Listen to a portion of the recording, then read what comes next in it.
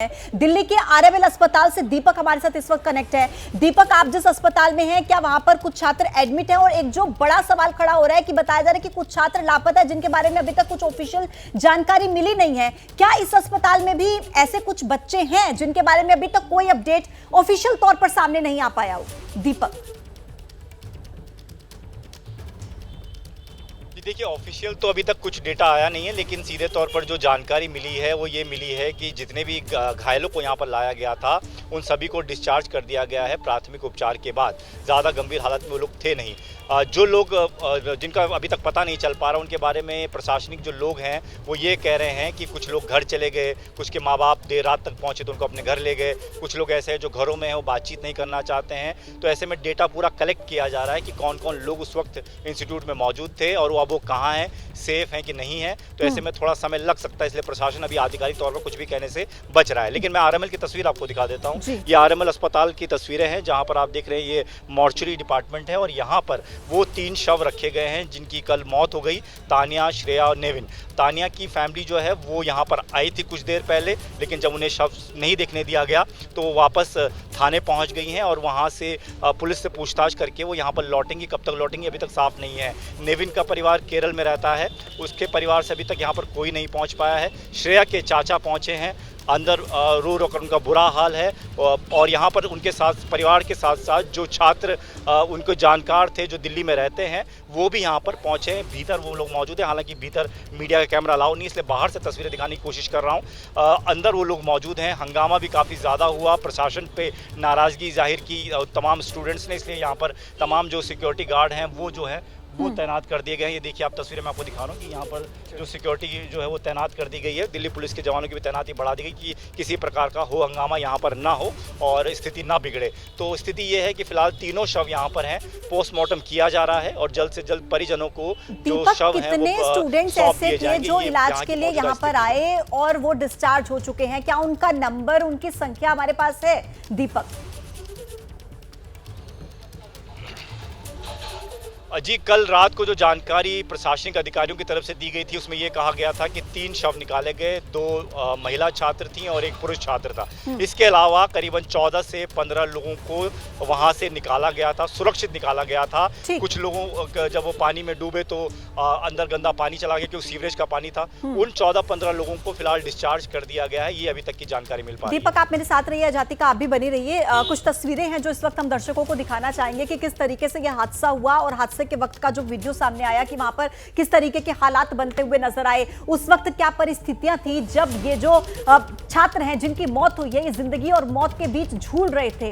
कितने समय तक देखिए उन्होंने जद्दोजहद की, जिंदगी और मौत से यहाँ पर जो उनकी जंग चल रही थी, ये उस समय की तस्वीर है। बेसमेंट में जब पानी घुसा, कितनी बुरी परिस्थितियां वहां पर थी, आप इन तस्वीरों के जरिए देखिए।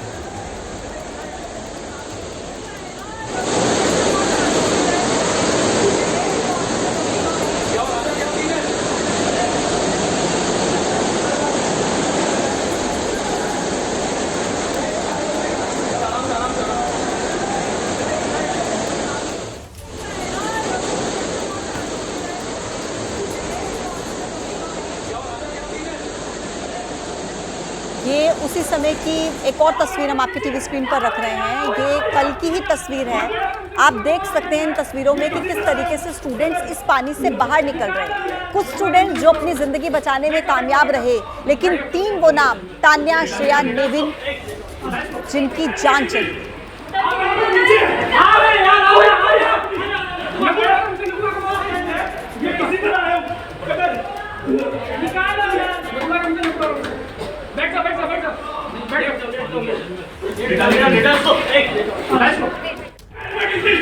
आप आवाज सुन पा रहे हैं किस तरीके से कोशिश की जा रही है कि आप इस तरीके से यहाँ से बाहर निकलने की कोशिश कीजिए। पूरी वहां पर जद्दोजहद की गई, लेकिन बावजूद इसके 3 छात्रों की जान चली गई।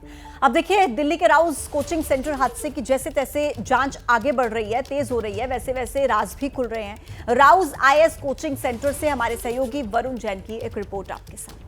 हादसे को लेकर छात्रों में गुस्सा और आक्रोश है। लगातार छात्रों की तरफ से इंस्टीट्यूट के बाहर प्रदर्शन किया जा रहा है, कैंडल मार्च निकालने की तैयारी है और उसी को लेकर जो पुलिस प्रशासन है उसने अपनी तैयारियां की है। आप देख सकते हैं जो RAF है, रैपिड एक्शन फोर्स की एक कंपनी है, इंस्टीट्यूट के पास ही इसकी डिप्लॉयमेंट की गई है।